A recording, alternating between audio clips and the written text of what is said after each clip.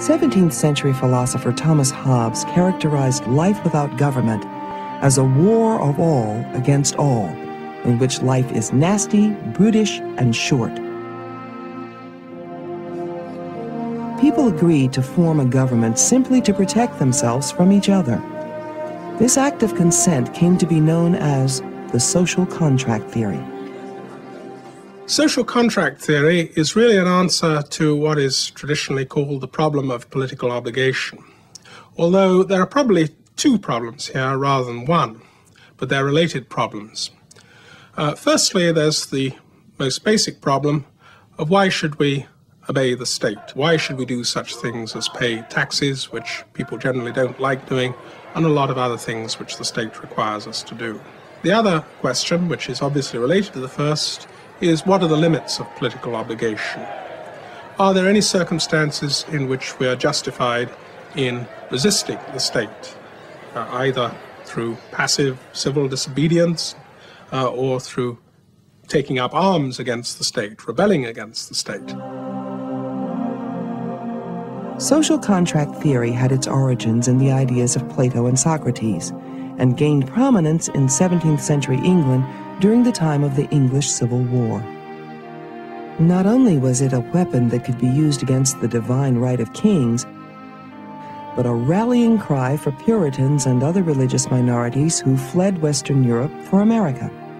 Philosopher John Locke supported the people's right to dissent. He was concerned, above all, to justify rebellion against tyrannical regimes. In justifying rebellion, he came up with a view of how the state gets set up and of what its legitimate functions are, which is different from that which you find in Hobbes. Locke argues that life in the state of nature would not be as nasty, brutish, and short as Hobbes suggests, and that the state of nature, life without government, would have inconveniences, but wouldn't be the hell that Hobbes thinks it would be.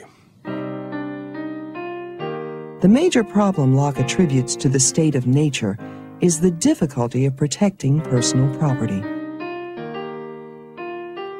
If man, in the state of nature, be so free as has been said, and if he be absolute lord of his own person and possessions, why will he part with his freedom and subject himself to the dominion and control of another power? To which is it obvious to answer that though in the state of nature the enjoyment of the property he has in this state is very unsafe, very insecure, this makes him willing to quit this condition, which, however free, is full of fears and continual dangers, and it is not without reason that he seeks out and is willing to join in society with others for the mutual preservation of their lives, liberties, and estates, which I call by the general name property. The great and chief end, therefore, of men uniting into commonwealths and putting themselves under government is the preservation of their property. The kind of government that is actually created depends on the will of the majority. Whatever form it takes, the legitimacy of the government is based on the social contract forged by the people themselves.